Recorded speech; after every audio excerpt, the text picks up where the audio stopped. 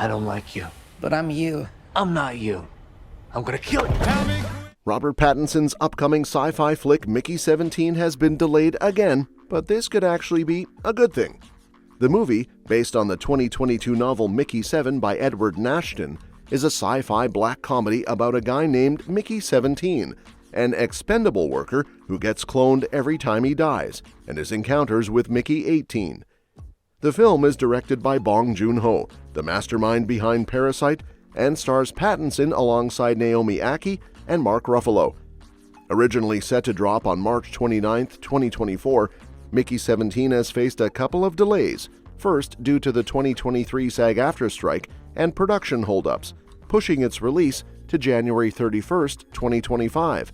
Now, it's been rescheduled again, with the new release date, April 18, 2025. While delays can sometimes be a red flag, this one might actually work in the movie's favor. The delay of Mickey 17 might actually work in the movie's favor when it comes to box office success. A January release could have hurt its chances, since that time after Christmas tends to be a slow period for movies. But with the new April release date, the movie is now set for Easter, which is a prime time for big films. A Warner Brothers spokesperson mentioned that once the April 18th date opened up, they quickly snatched it up for Mickey 17. And it also lets the movie be shown in IMAX. With a $150 million budget and 5 years of work behind it, Mickey 17 definitely deserves its spot. Plus, this film could help Robert Pattinson bounce back from his previous sci-fi flick, High Life. Even though High Life was praised by critics, it didn't do well at the box office, making just $2 million off an $8 million budget. On the other hand, Mickey 17 has a bigger budget, major stars, an Easter release, and the IMAX factor, so it's in a much better position to perform well at the box office. Despite the big budget and prime holiday release date, Mickey 17 is still a bit of a gamble at the box office. From the trailer, the movie looks pretty quirky. Robert Pattinson plays an odd character, the Ain't That a Kick in the Head song gives it a unique vibe, and the plot seems fairly straightforward. Plus, the oddball concept and lack of an established fan base could hurt its chances for big commercial success. However, Pattinson has had recent hits with The Batman and The Boy and the Heron, both of which did well at the box office.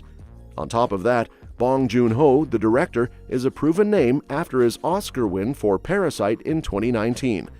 While Mickey 17 is a totally different genre, his name alone might draw people in who are eager to see more of his work. Still, with Parasite being such a huge success, Mickey 17 has some big expectations to meet. So, while it's still a bit of a risk, the movie's delay might work in its favor.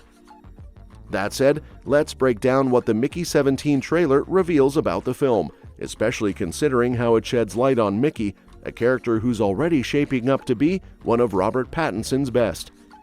Mickey comes across as easygoing, to the point of being reckless, even cheerfully signing up to be an expendable without reading the fine print. He's so laid back that he'll even let himself die once to avoid causing a fuss. The trailer teases a key turning point when multiple versions of Mickey realize they're all alive at the same time, and that's when the story really starts to pick up. The rest of the cast also stands out. Naomi Akkie's Nasha Ajaya seems thrilled to see both Mickey 17 and Mickey 18 together, while Toni Collette's Gwen Johansson, with a sense of indifference, quips, "Let's blow up these secondhand baloney boys." Pattinson might be the focus, but the supporting characters add some flavor too.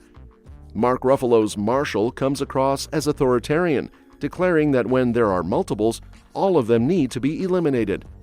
Stephen Yeun's Berto adds a playful moment, suggesting Mickey 17 and Mickey 18 settle their fate with a game of rock, paper, scissors. The premise and cast have been known for some time, so it's great to finally see the first footage.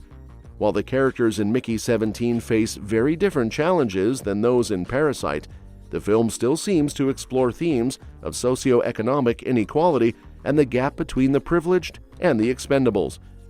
Mickey 17 looks like it's aiming for bold, creative storytelling, but will be grounded in relatable themes and driven by strong performances. Now let's dive into the Mickey 17 cast and how these characters will play into the movie's storyline. First up, we've got Robert Pattinson as Mickey Barnes, who's signed up to be an expendable in a mission to help colonize an ice planet. The catch? Every time Mickey dies, a new version of him is brought back. But things take a turn when the 17th version of Mickey, hence the title, meets the 18th version. This causes some serious chaos, since the society they live in doesn't allow multiples of the same person to exist, and they're basically hunted down. Then there's Naomi Akkie's character, Nasha Ajaya.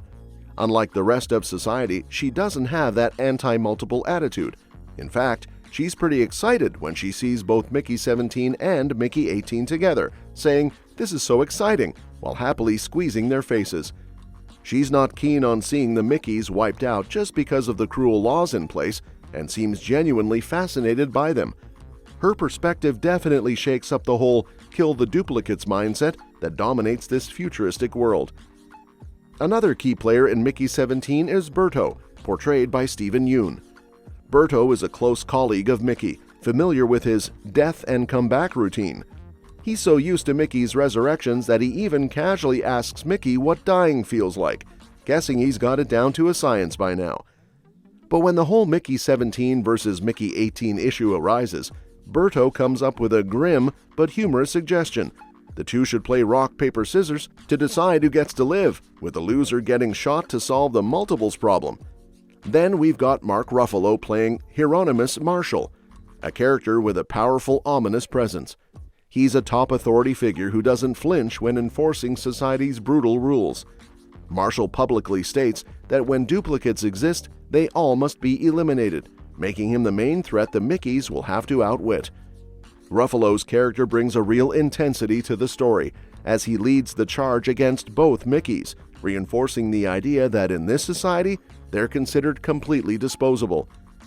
Toni Collette joins Mickey 17 as Gwen Johansson, a character who is as ruthless as they come when it comes to the expendables.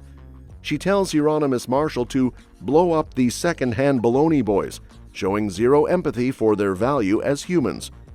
Alongside Marshall, Gwen highlights a harsh commentary on how some people, and companies, view workers as disposable assets. Then we've got the supporting cast, bringing in some notable names and interesting characters.